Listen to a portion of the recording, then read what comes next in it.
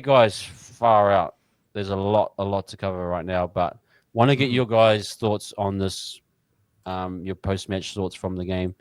But the Warriors, we bounced back, and I surprisingly heard a stat that we hadn't won a game since June 10th because of we lost the two games and we had the buys in between them.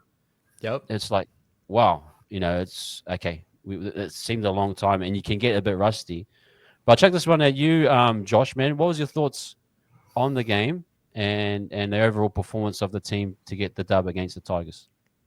Yeah, man, it could have been a season-defining performance, eh? We'd just come off the back of two losses in a really, really tough bye period.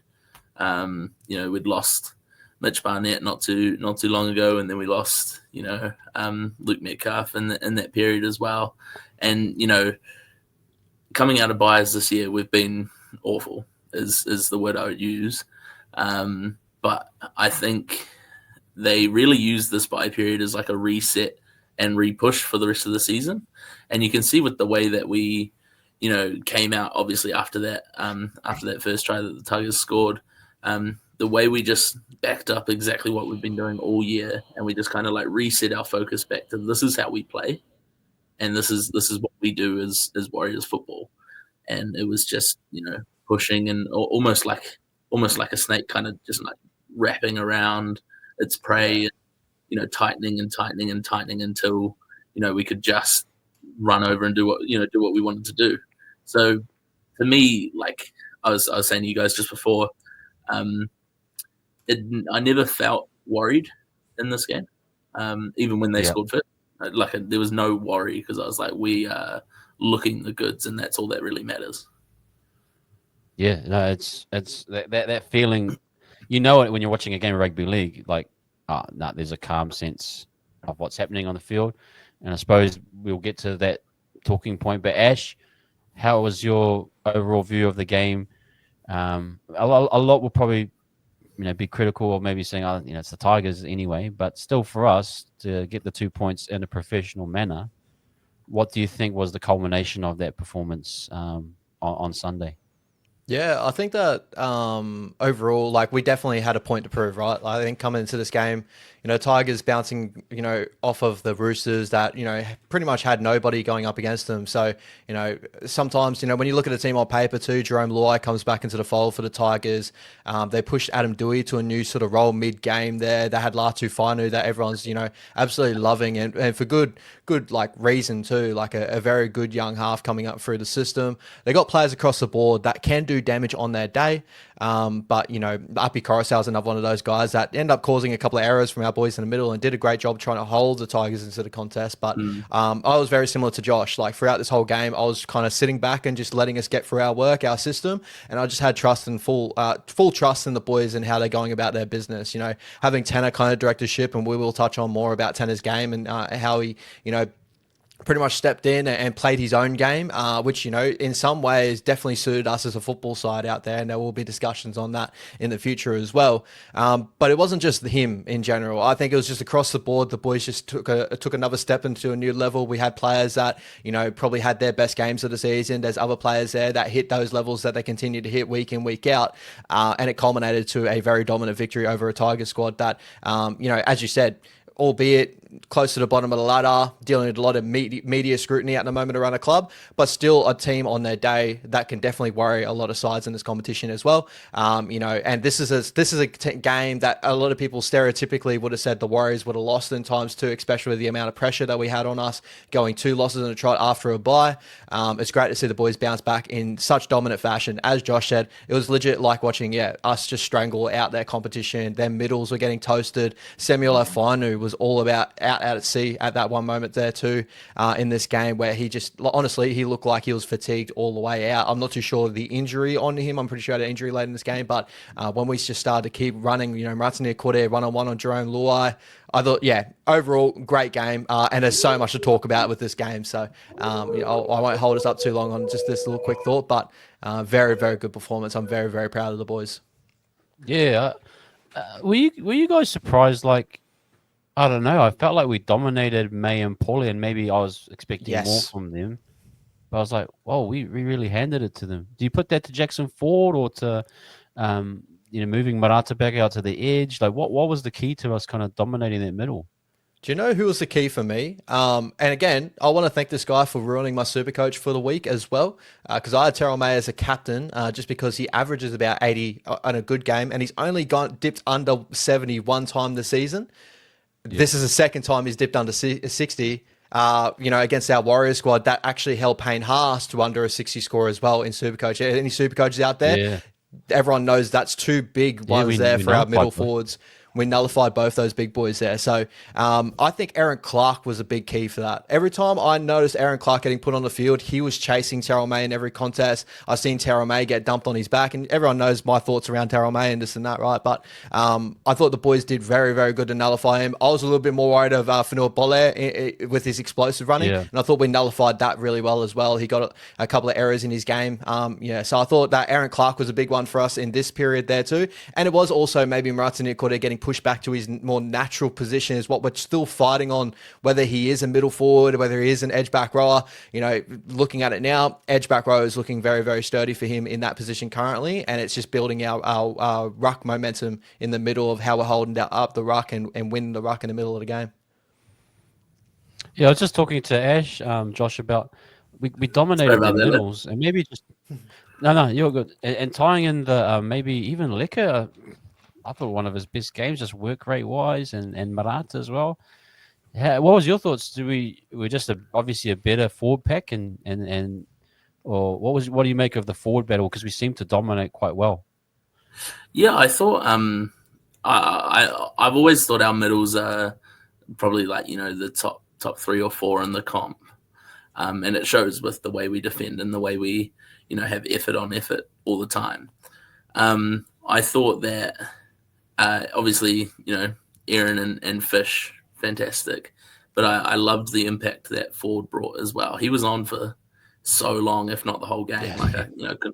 Couldn't quite see, but he was on for such a long time, and effort after effort after effort. He was just there. He was making tackles everywhere. Even Wade Egan as well. I think he had 53 tackles or something like that in the game, which is massive. And I came back when you guys were talking about Marata. Didn't he look fantastic with a real playmaking half? Yeah, someone there to just put him into the gap. He was in maybe 3 or 4 holes just because of the space that Tanner gives him, and I think he didn't quite work that out with Luke earlier in the season. And obviously he was shifting between the middle and the edge, and our edges were kind of the one part of the team that we hadn't really figured out. But yeah, to me, I think that Marata really looks at home on the edge now. And I think it may be that that's the way we go. And Lekker's got the other edge, or, Capewell, if Ali's back and playing well, then Capewell goes back to the other side and we have, Lecker coming off the bench, which, sucks for Jacob Laban. Because he's another one of our guys that are incredible, but when the team is humming as good as this is, you've got to be to top of the top to get into the side, which we haven't really had in the past. I totally agree. Totally agree with it. A good comment here from channel member Sun Young. Shout out, brother. But the back 5 as well. Want to give them a big shout. And Ash.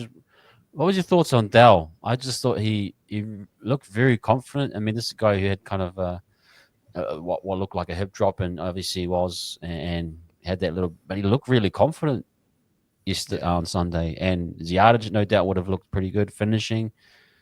And RTS, I mean, he's just been awesome for me. But what did you make of Dell's kind of improvement? Was it a confidence issue, or was it system working him in a bit better? What do you make of that? Yeah, possibly. We had this discussion a little while ago of chance and the meters he gets through. What Roger's going to bring to the team, whether, not to say other meters spread out accordingly with Dallin. I think the week preview he never hit over 100 meters in either of those games in his games back, right? And Chance was hitting 300 plus. We had Roger hitting close to 300 plus as well on the wing. So there's not a lot of meters out of the back line to getting around. Brody made a good point on down unders. Bringing Tainora Ricky, and I was also like, Tang brings these numbers, but he does it in a different way. And we kind of discussed it on Wise Up TV last week, whether Dallin had to step up with Roger if he was going to be on that wing this week. Would he have to step up and help, accordingly to get, our, to obviously don't want Tane to do very similar things to what CNK does because he's a different body. And I thought that Dell took that upon himself to go, yep, I want to raise my game up. And it was a little bit more spread out accordingly. Tane still got his 220 meters in this game. But as we kind of touched on before, he did it in a different type of way. He didn't do it through these muscling third tackle hit ups straight through the ruck. He did it like more so off the back of what Dallin and Roger kind of brought into the contest. And he kind of filtered off the back of that, right? It wasn't that first, that bull rush from Chance to start us off and then Roger off the back of it. And then whatever Dell can kind of get off the back of that. So I thought that was a little bit of play here too. And again, yeah, confidence. I think the more the time he gets under there, having Rocco inside of him, which sucks that Rocco's down again. We'll touch on that a little bit more later on, but I thought that he looked really at home. That massive line break he had too was a big game changer, a momentum changer in the moment that he had too. So I thought all out classy game from Dalla. It was one of his best. It was his best this season for sure. Yeah, you share same sentiments, Josh, in terms of that structurally it might have the game plan with Tane kind of opened them up as well. What's your thoughts on? Yeah. I definitely think so. I think obviously like with Tane, like Ash was saying, you do get a different body to Chance, and you get a different style of play, and I think that almost plays into Dallin's strength in coming in for that, coming in for those carries, and obviously with Chance you're getting carry 1 and carry 3 are him, which is how he goes through and eats through his meters. I think also, which thinking back to the games that Dallin had played before, where he only got 80 meters or 90 meters or whatever it was, they did kick to both sides in this game. So Dallin was receiving a lot more than usual. So I think when he receives and he can get those yardage meters from taking the catch, we see a bit more out of him, and it's strictly because the Tigers are more left side dominant on their kicks because of the way that Luai plays on the left, and that's how they work. So when he was taking these kicks and getting those meters, that gets him into the game more and gets his confidence up. And when he had Rocco inside him, it was getting on the outside. Like when you have that shape and you have that structure that everything else kind of flows back a bit easier as well. Like it's all a bit easier, and that muscle memory kind of kicks in. And so when he's doubling what he's done before, there's a little bit of this, a little bit of that. But so I do think that a lot of his meters were yardage, but again, he just played exactly how we remember him playing in 2023. Exactly. Great point. I like that muscle memory. Like things just opened up naturally, which I think is just credit to. You need a good back five in terms of balance. I feel to get everyone needs to get their touches in, because when you can do that, then you got the numbers spread evenly. So I totally agree with you guys. Let's check now to